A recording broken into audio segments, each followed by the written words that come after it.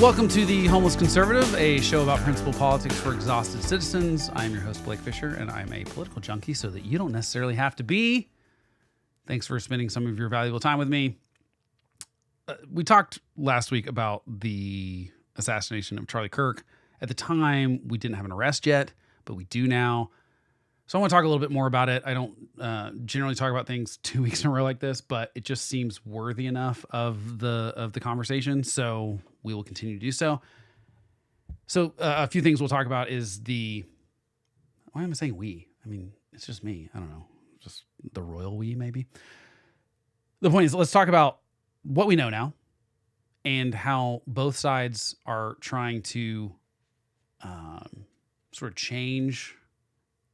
You know, we had all these jump to conclusions happening before the arrest. And now that we have the arrest, some people are trying to, ignore the inconvenient facts. And I think this is happening on the left and the right.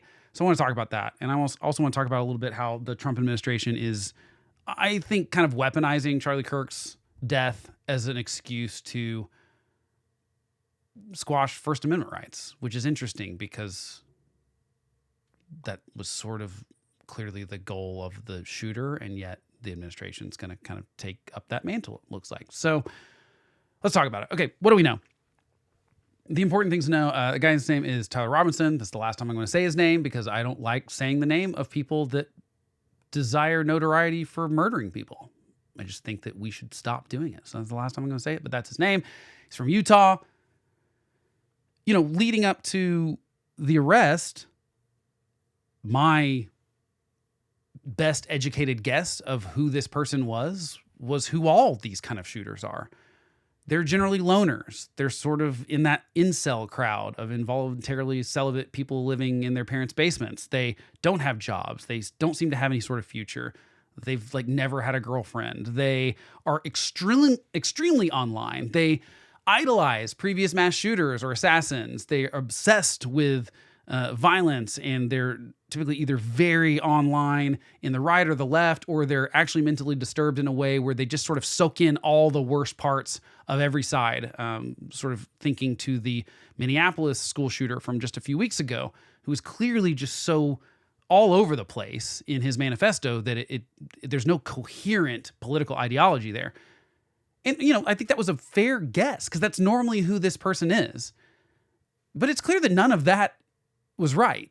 And I was cautioning my friends on the right at the time who would say, this is, they want to kill us and the left is responsible for this. I was like, no, hold on. We don't know who this person is yet. I mean, at the time that I recorded last week's episode, I think we had pictures from the security footage, but we did not have the person's name. We didn't have an arrest. And we did not know motives or motivations or anything yet. We had none of that. Since then, we've gotten some more of that based on the indictment from Utah. So they arrest him. By all accounts, there's some confusion things here, and I don't want to get into the weeds because it doesn't really matter. But the family cooperated. I mean, his father helped turn him in, which I cannot imagine. I can't imagine doing that as a dad. I cannot imagine that. The grandfather was suspicious because when they released the picture of the rifle, he recognized it, and I think he had reached out to his son, like, "Where's that rifle?" The real lead that got buried, and we'll talk about a little bit more about the left's some of this kind of stuff. But one problem that they kind of had was the left wanted to say they were already theorizing before the arrest, this is probably based on some of the writings that were on the bullets and things like that. This sounds like a more far-right person. This sounds like a sort of Groyper, the Nick Fuentes wing of the right that doesn't like Charlie Kirk for Israel-specific reasons. And you already had, people on the right claiming this is probably Israel that assassinated Charlie Kirk. And then so you were already having all these wild theories before we knew anything about the person, before the person was arrested. But now we do have more information about them. And the most important piece of information to me, but something that a lot of left-leaning media organizations would put in paragraph 20 of the article was they kept referring to this roommate, but it's very obvious from the text message threads that we've since seen from the police that this is not just a roommate. It was a romantic relationship with another man who was transitioning to be a woman. And in the specific text, the one that's really important, I think, and I don't really need to talk about the rest of it, because again, I don't love talking about these people's motivations and stuff, because normally it's giving them the notoriety they want. But in this case, it's very clear that this person thought they were going to get away with it. They tried to make a plan. Now, apparently they only planned for a week. You know, probably need to put some more plan into it than a week's worth of plans, but he thought he was going to get away with it. And in the text message thread, we see him asking his boyfriend to delete these texts, to not talk to the police, talking about he wanted to go back and get the rifle so that they, you know, if they wouldn't have that evidence. And he thought he had like left no trace, even though his DNA is at the crime scene. I mean, there's all sorts of things that this was not very well planned. He had his cell phone in his pocket the whole time. And an idiot. I mean, does he not, do you not know that they can, once they know who you are, they can just track all of your movements via that cell phone? It's incredibly dumb. But he thought he was going to get away with it. He did not think that this was going to be something that was going to give him notoriety, because you don't try to get away with something if you want the notoriety, right? So the specific text that's a little bit important to know, he texted that he had had enough of Kirk's hatred and that some hate can't be negotiated out. That's a motivation, right? Is that he says it plain and simple in the text. His hate towards transgender people was unacceptable to me. And so I knew you can't argue with that. You have to kill it. There it is. There's the motivation. So this does not fit the normal pattern of shooters, which actually scares me a little bit more, because this is a 22-year-old who, by all accounts, had a good family life. I haven't seen anything that shows that his family was highly dysfunctional. His mom says, you know, he hadn't been super political, but over the last year, he'd grown more politically left-leaning, and specifically very enraged about anti-gay and anti-transgender policies and people speaking out against it. So his own mom says that he had been sort of somewhat, I don't know if she used the word radicalized. I don't know if that was actually but she admitted, his own mother says that he had moved, like, seemed very more left than he ever had in his life. And I saw one comment on an article I was reading that said, like, oh, so since when is wanting transgender people to have rights a thing of the left? I'm like, what are you talking about? Like, we just spent a whole election cycle dealing with the excesses of the left's trying to cram that stuff down our throat and trying to say that anyone has any different opinion on transgenderism is a bigot and they're hateful and all this stuff. And what's interesting now is that the left is trying to say, well, this person isn't one of us, because inevitably when you get into tribal politics, you have to say, well, if we're the good guys and they're the bad guys, when someone that's on our side does something bad, we have to excuse it away somehow. So we either have to say there's a conspiracy theory here, which multiple people on both sides are doing right now. By the way, you've got Candace Owens and Tucker Carlson saying, we don't buy the text messages. This is clearly, it's Israel and the Jews that killed Charlie Kirk and not just this single person. And then you have people on the left saying similar things. And I'm not talking about the leaders. I'm not talking about elected Democrats. I'm not even talking about people in prominent media, but there are plenty of people on Twitter and Facebook and sort of social media and those kind of influencers, and even in some major kind of sort of Substack and very popular people are saying things like, well, very clearly this guy might have been more of the right side, and they're just ignoring the transgender thing. They're just not talking about it.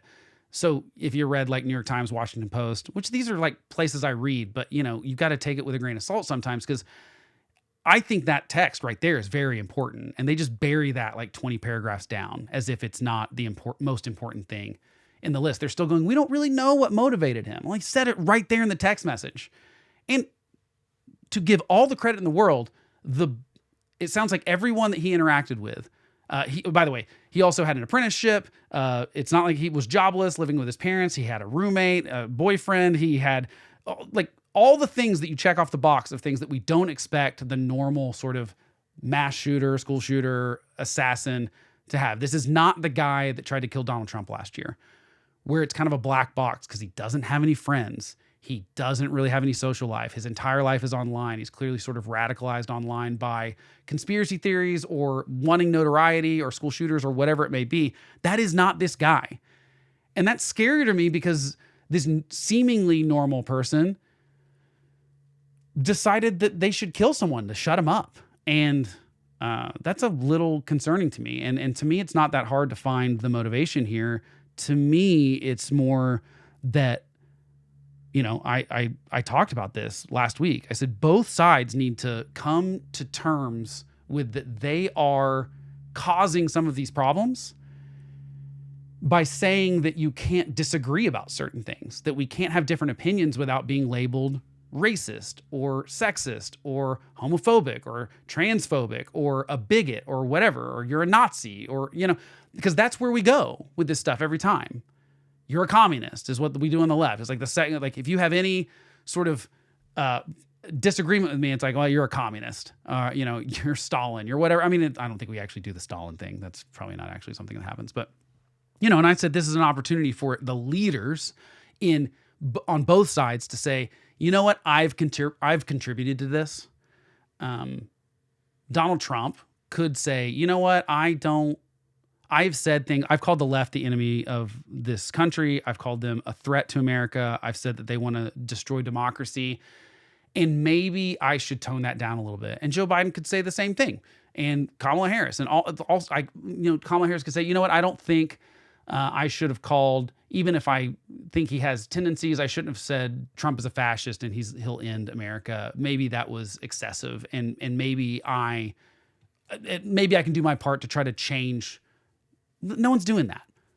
Instead, both sides are just saying, well, the bad guy can't be on our side. We got to figure out a way to make them either be a part of the other side, or we've got to excuse it away somehow as justifiable. So that's what we saw with the shooting of United Healthcare CEO Brian Thompson. You saw Elizabeth Warren and Bernie Sanders and AOC, and there were people outside the courtroom this week in New York when they announced that they were cheering when they announced that they couldn't. The judge struck out the terrorism charges against Luigi Mangione, and there were cheers. So I mean, there's a embrace of violence problem on the left for sure.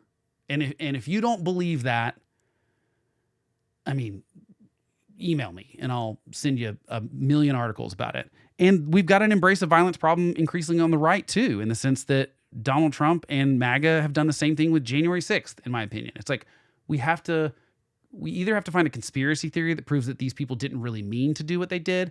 This is a setup. It's a patsy. And I think that until we can, go, hey, that's actually not okay behavior, and we can't excuse that. And again, but the problem is you'd have to look in the mirror and say, maybe we contributed to this. Maybe we have somehow foolishly made people believe that is the solution, is to kill someone if you disagree with them, or to violently attack someone if we disagree with them. So those are problems, but we know a lot more about them, and we know that it doesn't seem that any of the sort of conspiracy theories leading up to it were right. This does not, while I certainly think that the transgender stuff is absolutely influenced by the left and progressives, this guy did not vote in last year's election. He's not registered with either party. To say that there's a they that influenced him to kill Charlie Kirk, I think is a real stretch. He was not in the Discord channels he was in were not extremist. They were not far leftist. They were just a bunch of video gamers. The New York Times got the Discord server messages and released some of them. And after the murder, there were plenty of people in there that were appalled by it and saying, I can't believe this, and this is terrible. And that's when he admitted also in that Discord server that he was the guy that shot them. And they were like, no, this can't be true. No one was cheering him on. So it doesn't even seem to be the case that he was radicalized, at least via the things that we see that he was radicalized. His transgender boyfriend is cooperating with police. He did not delete the text messages. He's cooperating with the FBI and the police. And in the text message thread, you can see that he's horrified about this. He's like, you did what? Please tell me that's not true. And he had left a note under the keyboard, I guess, for him to find, and said, I did it, and all this stuff. And which is really wild. I mean, I guess that he wanted to get away with this. He thought he would get away with it, but yet left an admission of the crime to his romantic partner and roommate, assuming that that person would feel good about the fact that he murdered someone for his sake. Like, look what I did for you. And that's not how it went down. And so good for the people around this guy that said, no, like, that's not how you do this stuff. I cannot imagine being his family. I cannot imagine being his parents. I cannot imagine being friends with this person. I can't imagine what they're feeling. And I think it's really important to say that in no way should we blame any of these people for it too. I don't like when we say, well, you know, obviously it's got to be the parents' fault in this situation, or we've got to blame it on like I said, we always have to blame it on someone else instead of just saying maybe this person did the wrong thing and what they chose to do is illegal and immoral and it's evil and it's against everything we stand for as Americans. It doesn't mean there's anything wrong with his dad or his mom or his boyfriend or any of these people. And, you know, maybe that's sort of inconvenient. Utah Governor Brian Cox, that's not his name. Utah Governor Spencer Cox. Who's Brian Cox?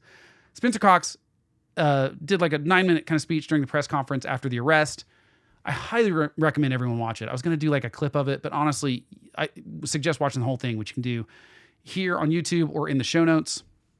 And it was just really good. It was everything that I would want a leader to say in the aftermath of this, condemning it, saying all these kind of same things I am. It's like, you know, the family's cooperating with us. This is tragic, all these kind of things. And this is not how we should solve problems. This is absolutely an attack on the First Amendment. And his reward for that afterwards was a call from Donald Trump that basically said, don't you understand that they want to kill us? And so it's like Donald Trump can't, it's like this guy, it's like he said everything that I would want a future leader of the Republican Party to have. But what's really discouraging as a conservative is that I know because he came out there and said all the right things and didn't try to inflame the situation more, he has no shot in this party of leadership beyond what he's doing right now.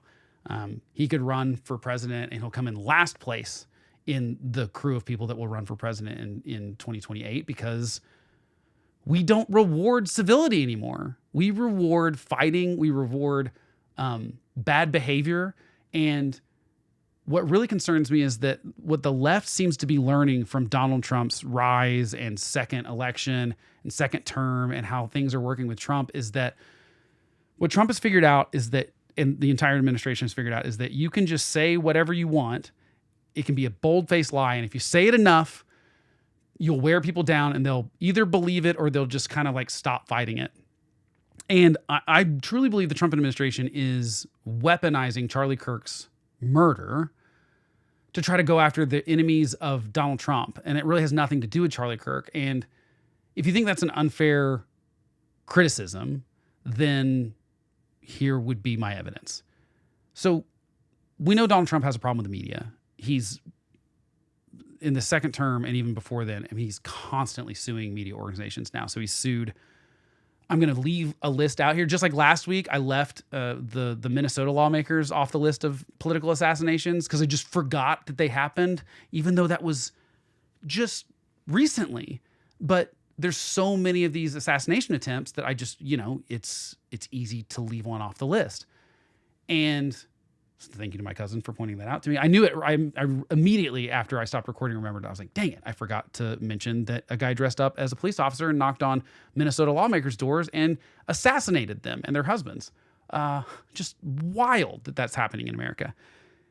So, but the reason I want to say Donald Trump is against the media is, and so I'll leave people off this list, but he's sued NBC, ABC, CBS, New York Times, Washington Post and its parent company, which is Rupert Murdoch, who owns also Fox News and stuff, but specifically because of a Washington Post, the alleged drawing from the Epstein birthday book that he claimed was totally false and stuff. And then, oh, what do you know? Here we've got the pictures from the book, and he still claims it's false and it's fake. By the way, go ahead and explain to me why someone in 2003 put a fake entry from Donald Trump, I guess because they could see the future and knew he would eventually be the president and they could use this.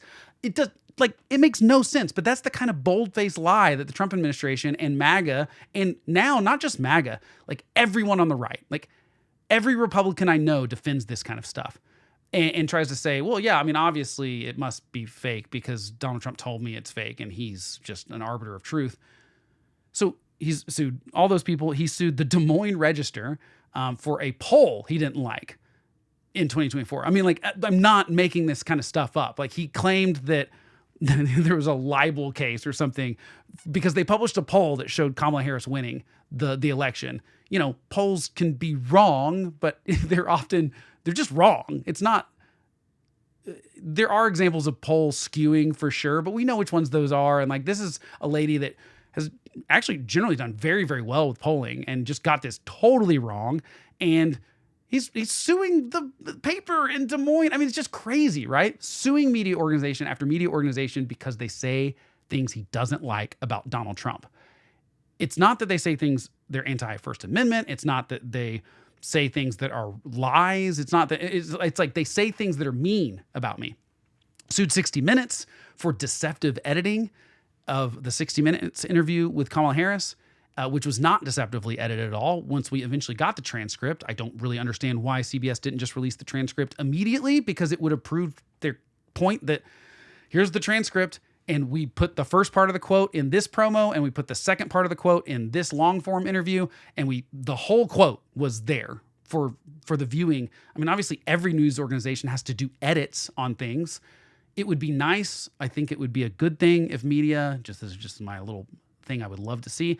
I would love when interviewing politicians and people of that sort of outside stature, and to sort of prove that you don't have a bias, I think everyone should release full interviews. I think everyone should release transcripts. It would just go to showing the American people that there's a transparency there of, this is the full conversation. Yes, we edit it down for clarity and we edited it down for time and all sorts of reasons, but we're not editing it because we're trying to make this person look stupid or better than they are. It would really go a long way. But anyway, we got the transcripts. There was no there. All of these people have settled for the most part.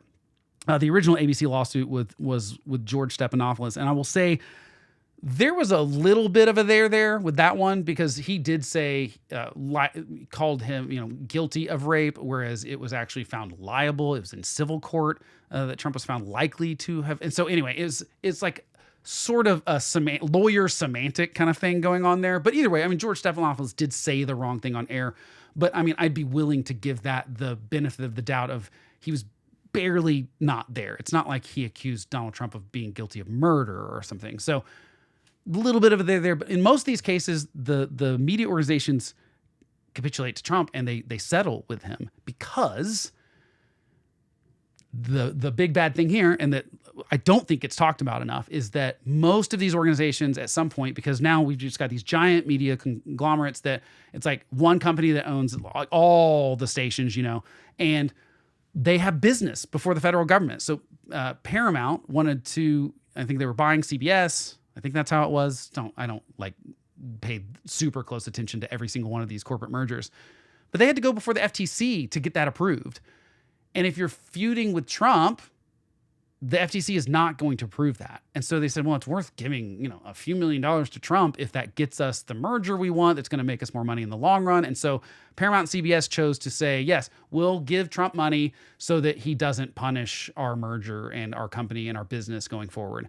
And they made that decision. He's done this with law firms. He went after all sorts of law firms just because they defended clients that he didn't like. They, for example, went after law firms that were working with the Justice Department to go after January 6ers, for example, or they went after people that had sued Trump for certain things. And so going after law firms for their actions against Trump. And this is not just one way, by the way. It's not just the punishment, it's also the rewards. Like Eric Adams, because he talks nice about Trump, gets his charges dropped with the DOJ, his bribery charges in New York. And so Trump's been weaponizing the power of the executive branch, and specifically FTC, FCC. The FCC, the head of the FCC, Brendan Carr, has been going after for, a year now, saying, we've got The View in our crosshairs. We're going after them next. And we're going to go after ABC, and we're going after CBS, and sort of claiming victories when they get the scalp of one of those liberal leftists that said mean things about Donald Trump. And the way this is all connected and the way Trump is actually using this to his advantage now is that this week, Jimmy Kimmel's show gets sort of not quite canceled. ABC's basically saying it's sort of indefinitely suspended right now because of what Jimmy Kimmel said on his Monday show, doing the very thing I was talking about with the left trying to say, oh, this is MAGA. This guy wasn't on our team. He's obviously Team MAGA. There's nothing to insinuate that he was left-leaning at all. He didn't register as a Democrat. They leave out the part that he wasn't registered as a Republican either. They're like, we didn't vote for our guy. He didn't vote for their guy either. But either way, Jimmy Kimmel's making the same stupid argument. And it's a stupid argument. And, I even agree with Trump that Jimmy Kimmel's not very funny. That's ABC's problem, though. What I don't like is Donald Trump's FCC in the same week this happens. So that's Monday that happens. Tuesday, I believe I've got this timeline right. The head of the FCC goes on a podcast and says, essentially like, we're going after ABC for this. And it's vile what he said about Charlie Kirk and all this kind of stuff. First of all, Jimmy Kimmel, again, not a guy I like, not a guy I think is funny. I mean, he's been dead last in the ratings for forever. I don't have a lot of sympathies for Jimmy Kimmel or anything. But he did tweet right after the Charlie Kirk thing, like, this is not how we solve problems. I can't remember the exact quote, but I mean, basically said all the right things. And that's the problem for Trump. Most prominent Democrats did say the right things after the Charlie Kirk murder. I think it was shocking to everyone. And I don't even think most of them are like pretending and saying the right thing. I think that for some reason, there was a difference between this assassination and the Brian Thompson assassination, the United Healthcare CEO, where you did have prominent Democrats sort of saying, well, violence is bad, but... and then like going on to explain why sometimes violence is okay. And that hasn't really seemed to happen this time. And in no way was Jimmy Kimmel excusing the violence as far as saying like, it's okay to be violent. He was just trying to blame it on the other side. He's trying to say this guy's a MAGA guy and MAGA's just trying to prove that he's not. And so what really happened is that Nexstar owns a whole bunch of local stations. They own, I can't remember the percentage of local stations in the US, but it's a lot of them. And they first come out and say, well, we're actually going to stop airing Jimmy Kimmel on our networks, which kind of forces ABC's hand because that's how these affiliates work. And so ABC ends up going, yeah, okay, well, we'll indefinitely suspend it. But the real story underneath that is that Nexstar is trying to, guess what? They're trying to merge with another media company. And therefore, they're going to have to go in front of the FTC and the FCC in this case and get that approved. And when you've got the Trump administration making threats against ABC and Jimmy Kimmel specifically, what do you think is easier for Nexstar and ABC? To go along with that so that they get their merger and keep making money, or to defend the First Amendment right of Jimmy Kimmel to say what he wants to on the air? Again, this is not the nightly news on ABC saying this. This is Jimmy Kimmel. No one is taking serious, if you are getting your news from Jimmy Kimmel at night, then you are woefully misinformed, I think. I mean, it's a comedy show. This concerns me greatly. And there are so many reasons it concerns me. First of all, do we really believe in the First Amendment? Last week, everyone was saying this is an attack on the First Amendment, and I think that was right. This week, are they saying that Jimmy Kimmel's firing isn't? Like, are they also saying that's an attack? Now, I know, technically, the government did not do this. But guess what? The killer of Charlie Kirk was also not part of the government. It still was a threat to free speech, and it was still trying to stop people from speaking their minds. And it's making elected officials, it's making prominent, journalists and influencers in politics think twice now about how they publicly speak about this kind of stuff. We're seeing multiple college campus events get canceled this last week where speakers were set to speak. And I believe most of them were canceled by the speakers themselves, saying we need to rethink security and things like that. And we do need to rethink security. And that's my biggest fear with that assassination. Like, again, the government didn't do anything with that assassination. As far as I can tell, the government's doing the right thing. They have arrested him. They have charged him with, I believe it's capital murder in Utah is what they call it. I think that's right. And they're seeking the death penalty, and they're gathering evidence, and they're going to put a case together, and they will prosecute him, which is how our criminal justice system is supposed to work. It's still absolutely a threat to free speech. And even though Jimmy Kimmel was not fired by Donald Trump didn't say, the FCC didn't actually go through with their threats to go to ABC and revoke their broadcast license. Again, because I think that they know that would not hold up in court. There's not a lawyer in America that thinks that Jimmy Kimmel was not within his right of free speech to say what he said on the air of ABC. But the result is the same. It's still chilling on free speech. And if you don't have to go any further than this, is that The View, and so this happened yesterday, which yesterday is Wednesday because I'm recording this on Thursday. On Thursday's show on The View, the View, none of them brought up the Jimmy Kimmel thing at all. Which, The View is the dumbest progressive program I've ever seen in my life. Sometimes I watch it just to know what the dumbest people on the left are saying, because it's just worth knowing what the lunatics of the left are saying. Not that I don't watch the show, but you like see clips or you see it bubble up in sort of the popular zeitgeist. Do you believe for 1 second that that's not because ABC told them not to talk about it? Because again, they don't want to incur the wrath of the FCC trying to take away their broadcast license. They don't want to have to spend the millions of dollars they would in lawyers' fees and stuff. And so what's happening is that technically the government has not said hate speech is illegal. Technically, the government has not actually passed a law that's anti-First Amendment. Technically, the FCC has not revoked someone's license for claiming that they did something illegal when they didn't really do something. But that doesn't mean they're not bullying their way into doing this. And I remember just a few years ago, everyone being up in arms, and rightfully so, when the Biden administration, when we found out that they were pressuring Facebook and social media companies to take stuff down. The two specific examples I can think of are during COVID, Biden administration is trying to claim that things are COVID misinformation and Facebook needs to take them down. And they were doing so without the explicit threat. The Supreme Court decided that there was not any sort of First Amendment violation in it, but because when they looked at the very black and white letter of what was written in those emails, there wasn't an explicit threat of the government saying, hey, we need you to censor speech on our behalf or else. But that's really what they were doing, because they knew Facebook was in front of Congress, in front of both Republicans and Democrats that were mad at social media companies for different reasons. So everyone knew what the threat was there. And Mark Zuckerberg comes out and writes this letter this past year that kind of says, yeah, we shouldn't have done that. We caved to the Biden administration, pressuring us to take down people's speech based on misinformation.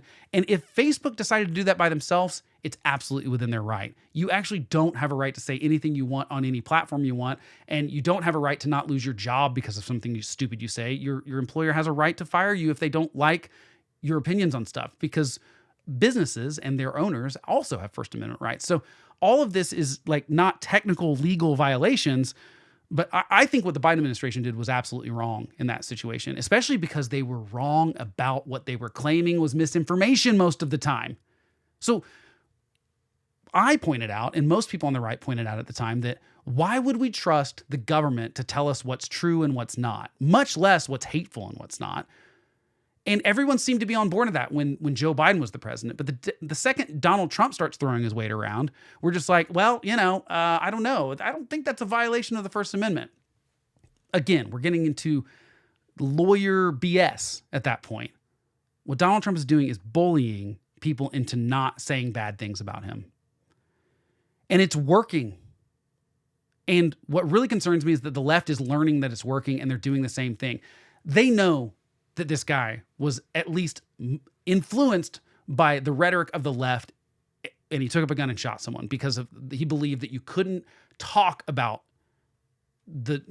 a debate about transgenderism. You had to kill the people that disagreed with you about it. And that is a popular thing on some parts of the left, on a lot more of the left than it is the right. When you look at polling based on free speech, Democrats, and especially like Democratic socialists, have always said at higher percentages than conservatives or libertarians or Republicans that violence is okay to use to stop speech that you think is threatening.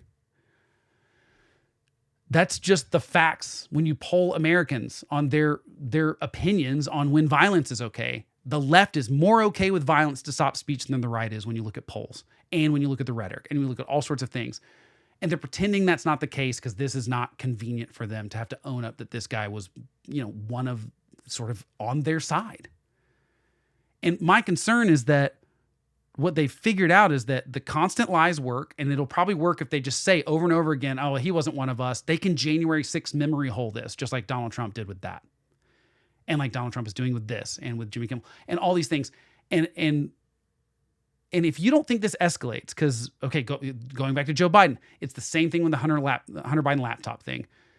That I don't know that there's been a more egregious case of experts and the people in our government knowingly lying to the press and signing a letter that says this is probably, they weren't even, it wasn't even, they were leading up to the leak of the laptop because they knew it was in the hands, they knew it was gone, they knew someone would get a hold of it, and they started like planting the seeds at Facebook and social media that, hey, what we expect is there to be a Russian disinformation campaign close to the election that will have something to do with a laptop. And they literally had all the details. They knew what they were doing was wrong, and they knew they were lying about it. They knew the laptop was real. It was verified to be Hunter Biden's, and they lied about it to people like Facebook, so that when it did release, all of those things are already there for Facebook, and they go, oh, this is the disinformation thing, and it made sense to them. It wasn't just the government covering up something. It was they had been told in advance that this would happen, and then when it happens, they go, they were right about this. This is disinformation. And Twitter suspended the New York Post account, a legitimate newspaper, and obviously, I have all sorts of problems with all sorts of media companies, including New York Post, but you certainly can't say that like New York Post is some fringe, group of people. It's a very popular newspaper and news organization. And when they broke the story, they got suspended for what they claimed was, they tried to claim, I can't remember what the exact Twitter rule violation they claimed they did. And in the end, we all got vindicated. It was real. We got the receipts on that the government had been lying in the lead up to it, and that all those experts that signed those letters saying it was Russian disinformation knew it wasn't Russian disinformation when they said so. And so we have these situations over and over again where the left has weaponized this, and so Donald Trump is playing dirty, and then we just keep getting this escalating behavior where both sides have decided that the truth, you just double down on the lie over and over and over again, and eventually, first of all, your diehards will believe it immediately, and they will go along with it, and they will start parroting it. And I'm just really worried about where this goes, because I've only seen it keep escalating, and I've never seen anyone bring down that temperature.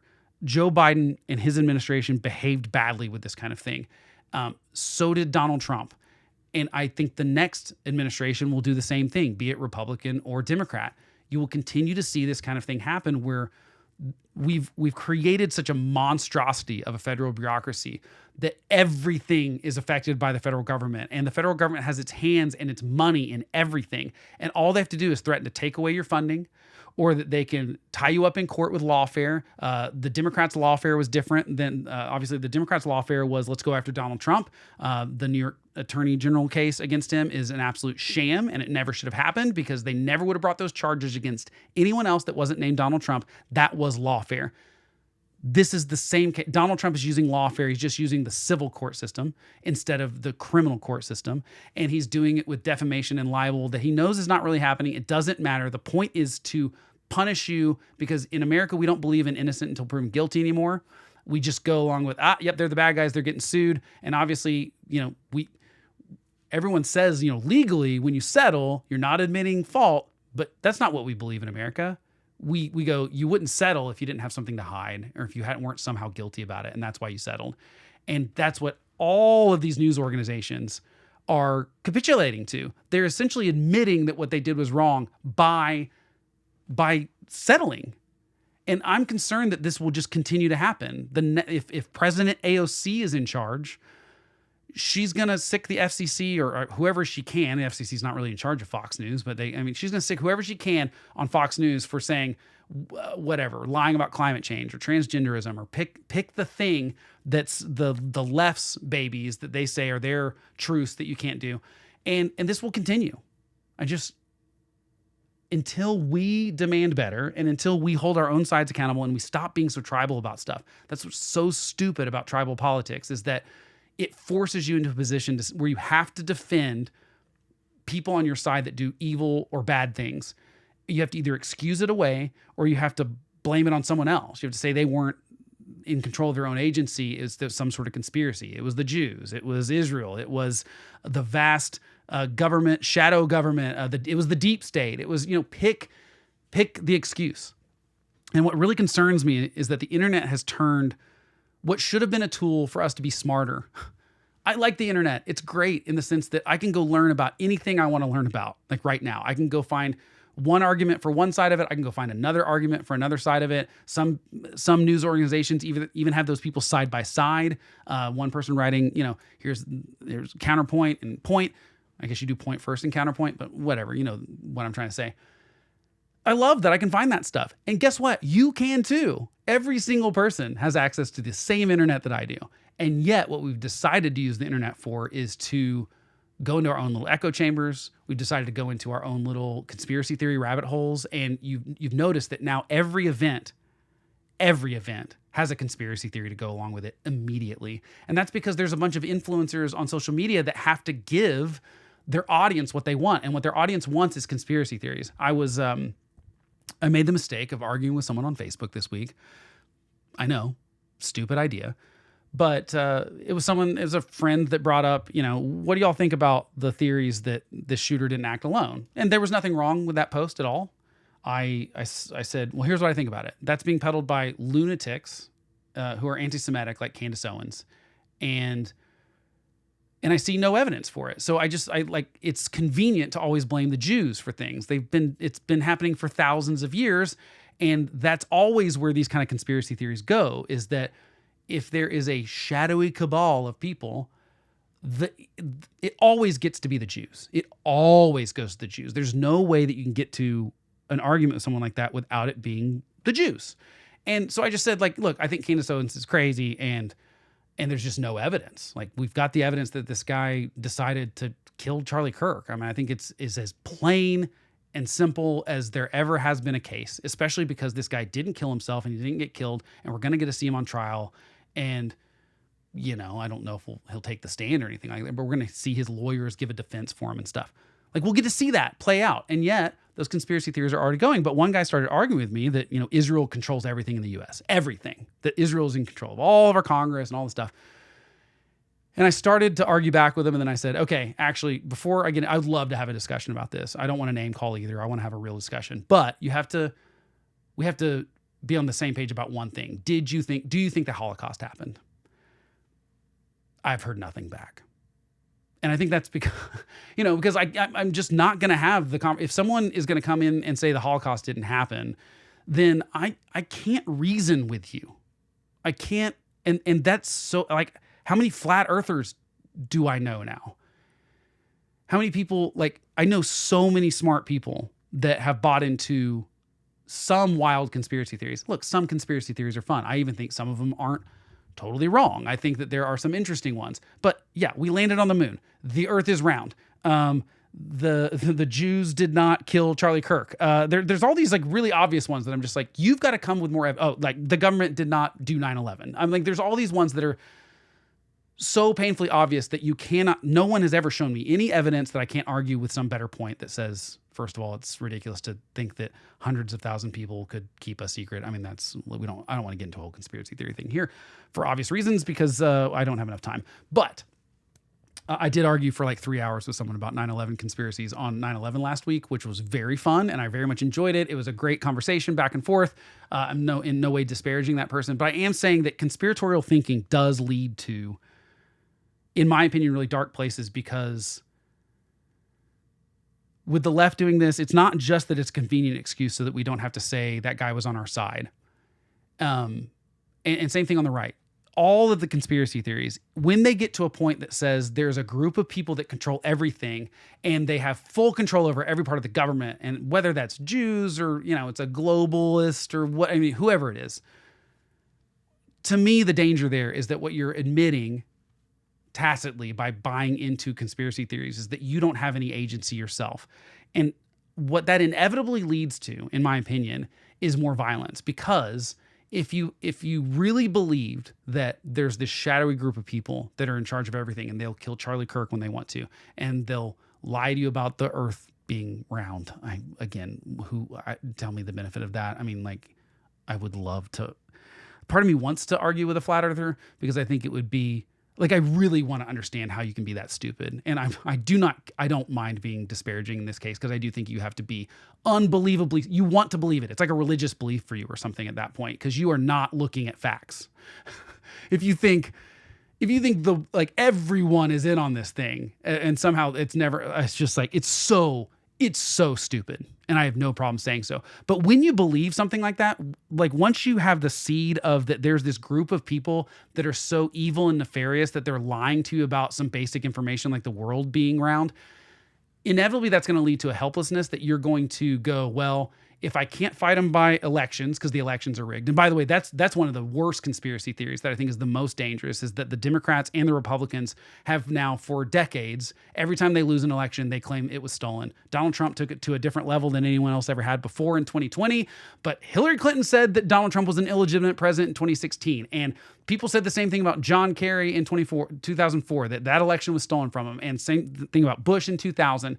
And you had Republicans claiming that Barack Obama was illegitimate because he wasn't an American citizen. This has been going on my entire voting adult life, that every election we say we didn't lose it, it was stolen from us.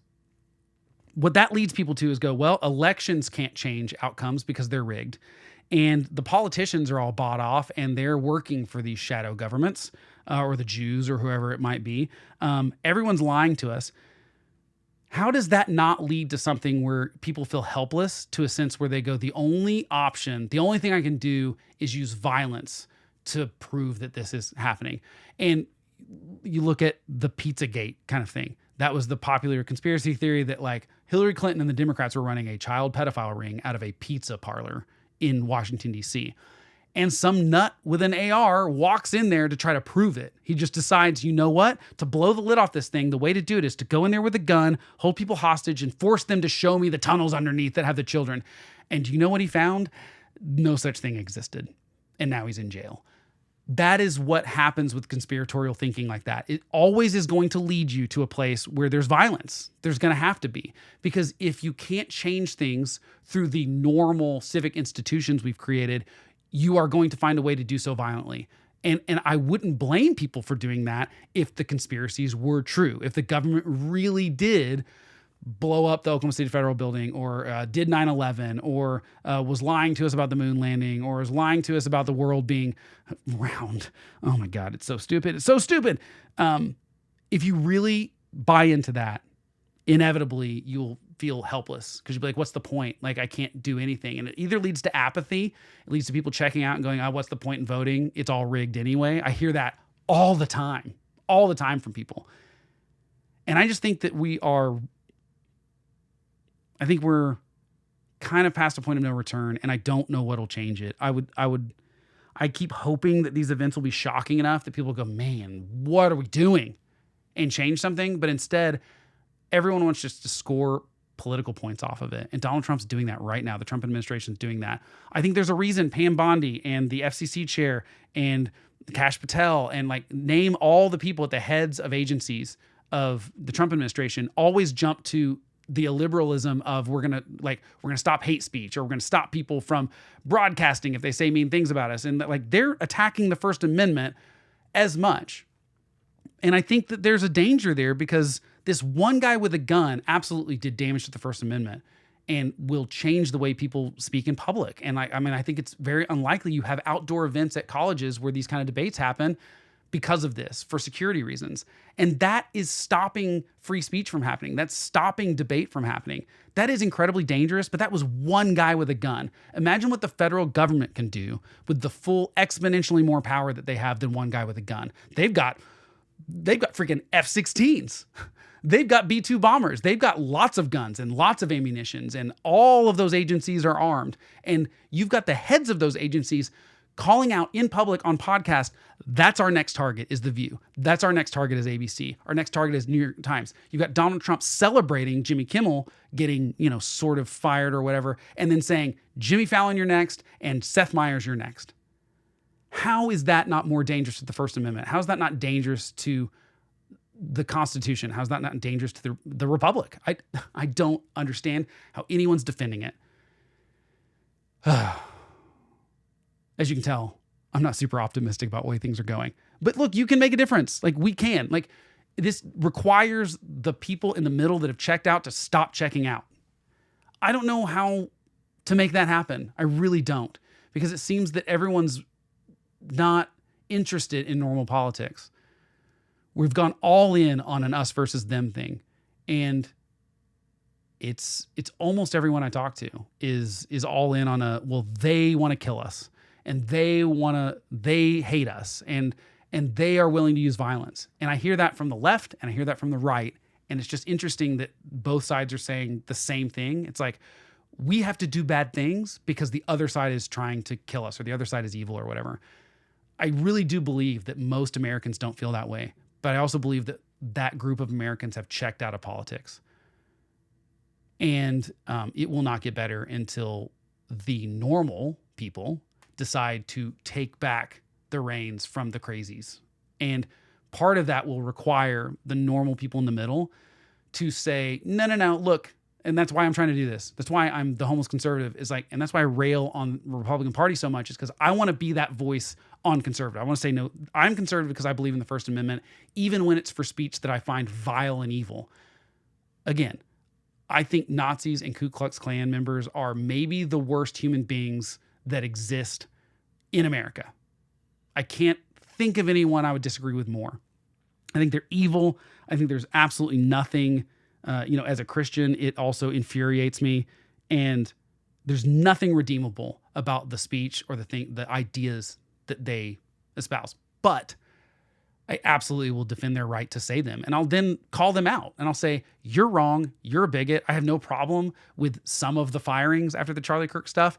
People that said vile things that are teachers, like celebrating his death. I don't want you teaching my kids. I do not want someone celebrating the death of another human being teaching children. I think that's wrong. Now, you know what? If you're a pilot, do I really care? I mean, you can be an idiot. I might have a problem if a pilot was a flat earther. I think there might be some math skills there, or some science skills that I'd be worried about. I don't know. The point is, some of the cancel culture has gone too far. There were some people calling for the heads of people that really didn't say anything that bad. They just said they disagreed with Charlie, but they didn't celebrate his death. I don't think those people should be fired. I think we could all step back and there's nothing wrong with someone firing someone for their opinions. However, I would love to see an America where we didn't just believe in the First Amendment for the speech, like for the government not infringing on speech, but we'd also say, we actually believe it just as a culture. I'd like to see more college campuses allow more debates on campus. I'd like to see Facebook and social media say, no, we want the debate. We want the bad opinions. We don't want them to be violent. I think that that's a totally fair line in the sand to put for social media companies. Like, we don't allow you to violently attack, encourage violence. We don't allow you to dox people. That's totally fine. They're private entities. They can decide their own speech laws. But I would love to see us be more embrace of free speech. But I'm not encouraged because every generation believes less in free speech than the last one. And again, that college poll from Fire, 35%, up from 20% in 2020. So in 5 years, it's increased by 50% the number of people that say sometimes violence. They either say, sometimes, rarely, or often, or always, that it's okay to use violence to stop speech. As we get further away, and you look at boomers, and then millennials, and then Gen Z and Gen Alpha, and that is getting worse and worse with each generation. And I think that's because we're not educating people on the history of free speech, and we're not really giving people the history lessons and the civics lessons that they need about the Constitution and these things. So there's all sorts of ways to fix this, but most of it is just the normal people in America need to go, no, I believe in the First Amendment regardless.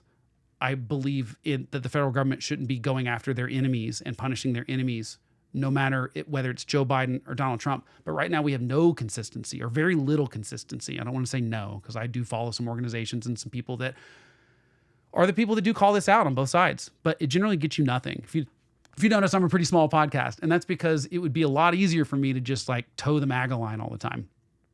And I just think that that's an irresponsible thing to do as a citizen, and especially as someone that's trying to say, I want to be able to sleep at night and say that this is what I believe, whether it's inconvenient to my quote unquote side or not.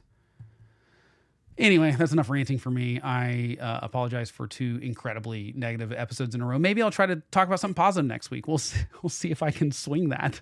But that does it for me. I will catch you next time.